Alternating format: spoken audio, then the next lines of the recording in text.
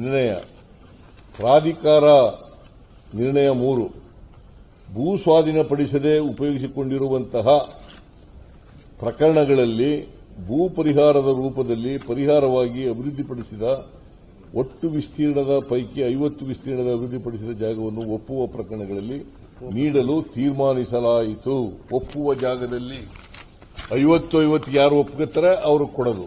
ಆಮೇಲೆ ಇದರಲ್ಲಿ ಯಾರ್ಯಾರು ಇದ್ರು ಗೊತ್ತಾ ಕಮಿಟಿನಲ್ಲಿ ಮೂಡಾರಲ್ಲಿ? ರಾಮದಾಸ್ ಯಾವ ಪಾರ್ಟಿಯವರು? ಬಿಜೆಪಿ. ಜಿಟಿ ದೇವೇಗೌಡ ಯಾವ ಪಾರ್ಟಿಯವರು?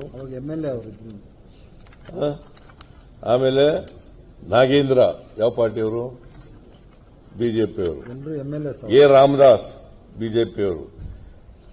ನಿರ್ಣಯ ವಿಸ್ತೃತ ಚರ್ಚೆ ನಡೆದು ಇನ್ನು ಮುಂದೆ ಪ್ರಾಧಿಕಾರ ಭೂ ಸ್ವಾಧೀನಪಡಿಸದೆ ಉಪಯೋಗಿಸಿಕೊಂಡಿರುವಂತಹ ಪ್ರಕರಣಗಳಲ್ಲಿ ಭೂ ಪರಿಹಾರ ರೂಪದಲ್ಲಿ ಪರಿಹಾರವಾಗಿ ಅಭಿವೃದ್ಧಿಪಡಿಸಿರುವ ಒಟ್ಟು ವಿಸ್ತೀರ್ಣದ 50% ವಿಸ್ತೀರ್ಣದ ಅಭಿವೃದ್ಧಿಪಡಿಸಿದ ಜಾಗವನ್ನು ಒಪ್ಪುವ ಪ್ರಕರಣಗಳಲ್ಲಿ ನೀಡಬಹುದೆಂದು ಮತ್ತು 50-50 ಅನುಪಾತದಲ್ಲಿ ಭೂ ಪರಿಹಾರ ಪಡೆಯಲು ಇಚ್ಛಿಸದ ಪ್ರಕರಣಗಳನ್ನು ಮುಂದೂಡುವುದು ಸೂಕ್ತವೆಂದು ಬಹುಮತದಿಂದ ನಿರ್ಣಯಿಸಲಾಗಿದೆ.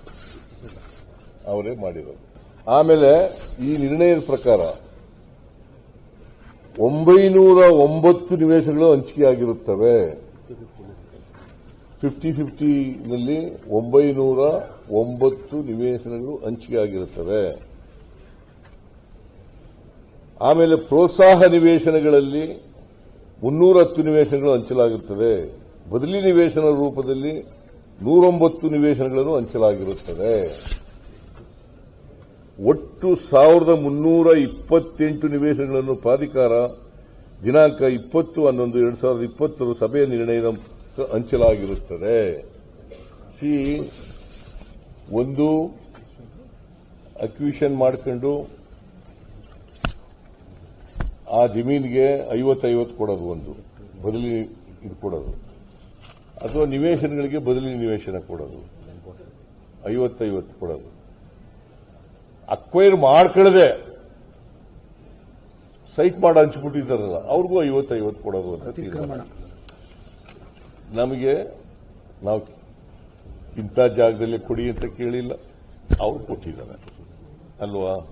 ಇದರಲ್ಲಿ ಇಲ್ಲಿಗಲಿಟಿ ಹೆಂಗಿದೆ, ಎಲ್ಲಿದೆ?